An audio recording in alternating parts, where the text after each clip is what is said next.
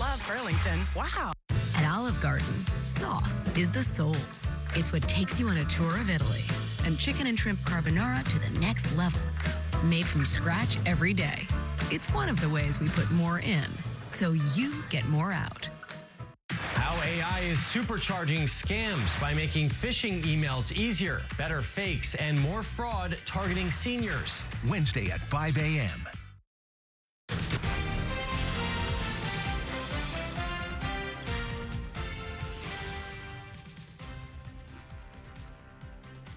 Well, good morning, everyone, and welcome to the KTLA 5 Morning News at 11 a.m. I'm Lou Parker. And hi there, I'm Courtney Friel in today for Glenn Walker. Voters in 16 states are hitting the polls on this Super Tuesday. And aside from the presidential primary, they're deciding on other key races, including the top candidates for California's open U.S. Senate seat. We do have live team coverage of everything you need to know to cast your vote, starting with Lauren Lister. She's live in our newsroom with the latest on the Senate race. Hi, Lauren. Hi, Lou. Hi, Court. California's crowded Senate race, one of the most high profile on the ballot. More than 24 candidates competing for a chance at the late Senator Dianne Feinstein's seat. 4 major candidates emerging in this race. Democratic Congressman Adam Schiff, who's been considered the front runner through much of the campaign, he went to vote this morning in his Burbank district. Schiff saying he is a proven leader for California and champion of democracy, touting his work as lead manager for the first impeachment trial of Donald Trump and member of the January 6th committee. It's been just wonderful traveling up and down the state, meeting Californians in every part of the state. And I think they're looking for someone in the Senate that will take on the big fights, will defend our democracy, but also knows how to get things done. Irvine Congresswoman Katie Porter voting in Orange County over the weekend. The single mom and former consumer advocate reiterated her campaign pitch that Californians are frustrated with Washington and career politicians and want a senator that would do things differently.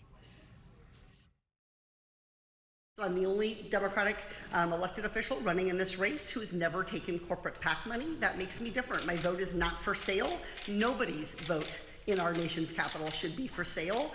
And that's something that I think appeals to Democrats, Republicans, and independents. Former Dodgers star Republican Steve Garvey has held few public events and he hasn't paid for TV ads. His campaign tells us he voted by mail. But analysts say Schiff's tactic of attacking Garvey in ads has helped propel his profile higher. And a recent poll from UC Berkeley Institute of Governmental Studies shows Garvey with a slight lead with 27% support from likely voters. Considering the margin of error, a statistical tie with Schiff for first. There's got to be a better way. There's got to be somebody who can stand up with a common sense voice, with compassion, who builds consensus, and to maybe turn this state of California around that for decades now, maybe a generation, has had only one voice.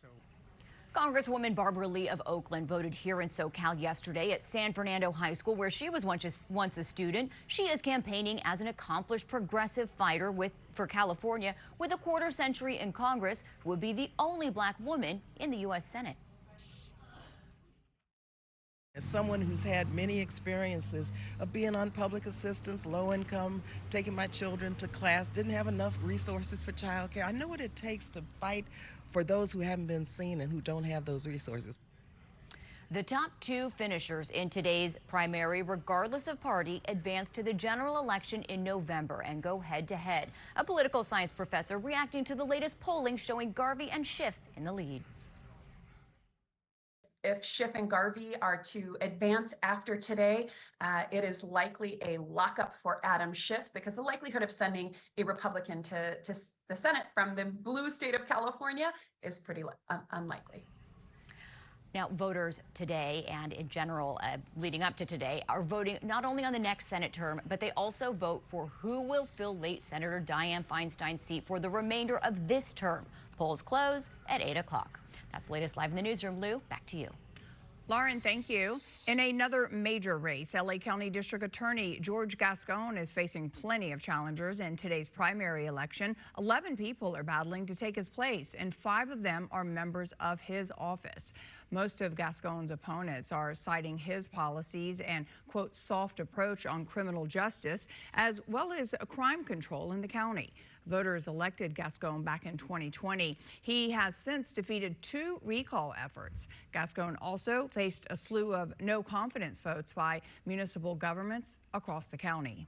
Then there's this. More people were killed by cars on the streets of LA last year than in any other city in America. So LA voters today are deciding whether to approve Measure HLA, a ballot initiative that would force the city to implement its street safety plan. KTLA 5's Aaron Myers joins us live in Larchmont Village with details on this. Hi, Aaron. Hi, those who support this measure say it would make streets safer for pedestrians and bicyclists.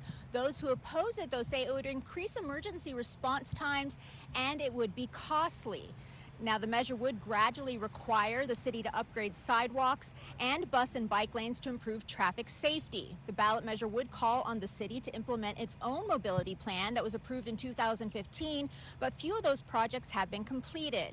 The measure says the city must carry out their mobility plan every time 1/8 of a mile of street or sidewalk is improved on certain areas or certain streets. It also calls for the public to be kept in the loop. They would be able to check on the city's progress on a public portal and could sue the city if they don't implement the plan.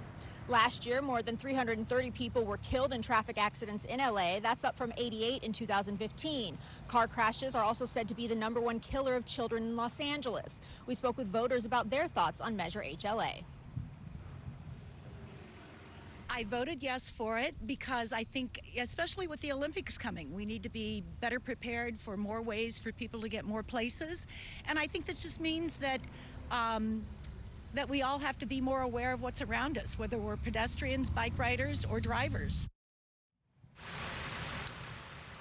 There is opposition, though, including from first responders who say the plan could actually put lives at risk by making it more difficult for emergency vehicles to pass and to get around. There could be fewer traffic lanes or parking in some locations.